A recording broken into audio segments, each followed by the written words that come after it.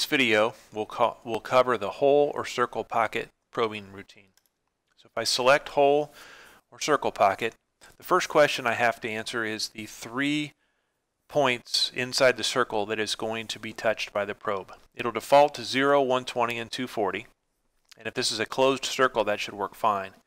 If we were probing the inside of a C-shaped part, for example, I couldn't probe at the 0 or 3 o'clock position because it would be missing. So at that point I might have to put 3 other values in there. So I'm going to pick the angular values that will be able to be probed within the part that I'm probing.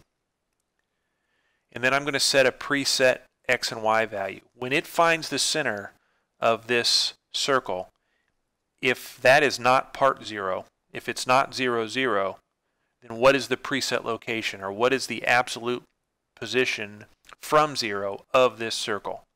If the center of this circle is going to be my part setup, or my XY 0, then I would leave these set to 0, 0.